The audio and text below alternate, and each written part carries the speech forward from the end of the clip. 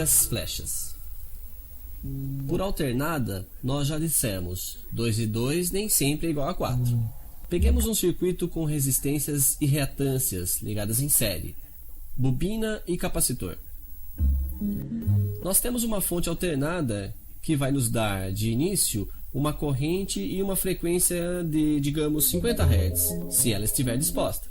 O Sr. Volta é encarregado de medir a tensão eficaz entre dois pontos quaisquer do circuito.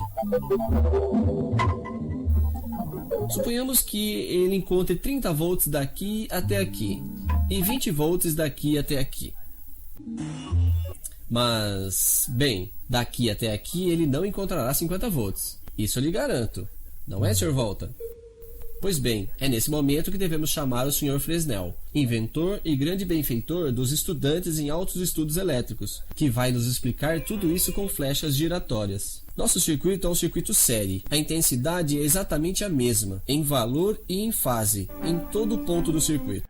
O eixo de flecha de intensidade de corrente vai, portanto, nos servir como referência. É o regime de fase, como dizemos. Nos terminais da resistência, sabemos que a tensão está em fase com a intensidade de corrente. Nos terminais da bobina, a gente viu também, a tensão está defasada, adiantada em 90 graus.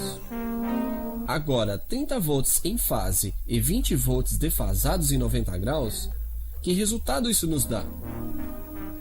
Bem, o Sr. Fresnel nos diz que basta fazer isso aqui, e medir o comprimento da nova flecha, o que nos daria 36 volts. Sr. Volta, por gentileza. Ah, bem, é isso mesmo.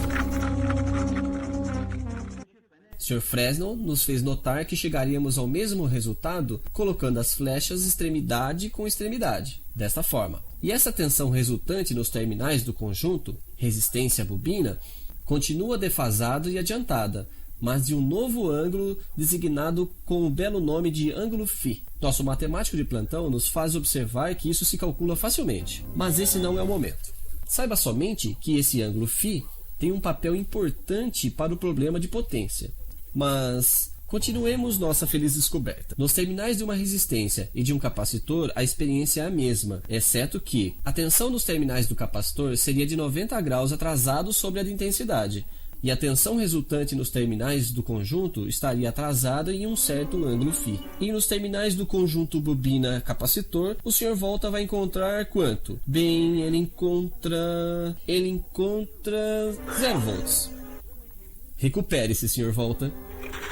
20 volts defasados para frente de 90 graus e 20 volts defasados para trás de 90 graus, as duas flechas colocadas extremidade com extremidade, isso dá exatamente 0. Para ser honesto, nós pregamos uma peça no Sr. Volta. Nós pegamos um caso particular, onde a tensão nos terminais da bobina e do capacitor é exatamente igual.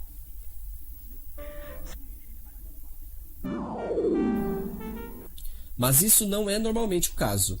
Dessa forma, a tensão resultante e a defasagem dos terminais do conjunto se calculam graças a esse diagrama, simplesmente.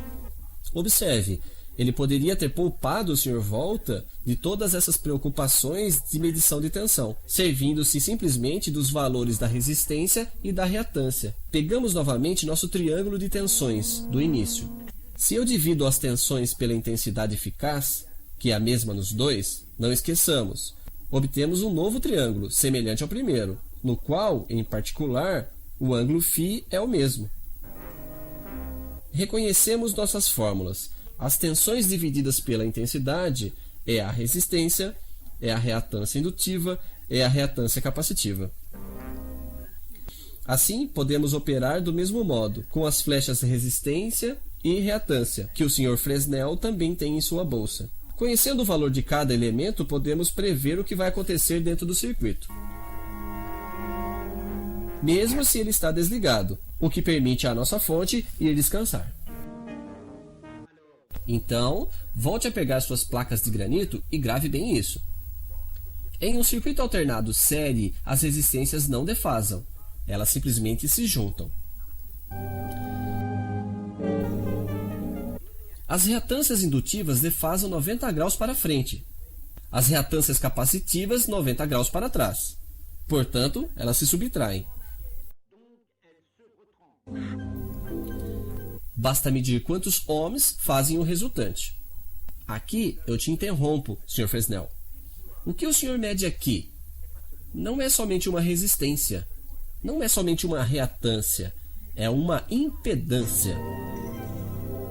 Eu sei que isso dá muita coisa terminada em ânsia, mas não há alternativa. Tem que ser assim. E nosso matemático de plantão nos faz observar que isso se calcula facilmente com o nosso triângulo retângulo. Quadrado da hipotenusa igual impedância do conjunto, portanto, 22,4 ohms. E se passasse aqui dentro uma corrente de 1 ampere, nós teríamos 24,4 volts nos terminais. E sim, o Sr. Volta pode vir verificar, mas o Sr. Volta diz que não confia em nós. Aliás, não passa nenhuma corrente, já que nossa fonte foi se deitar.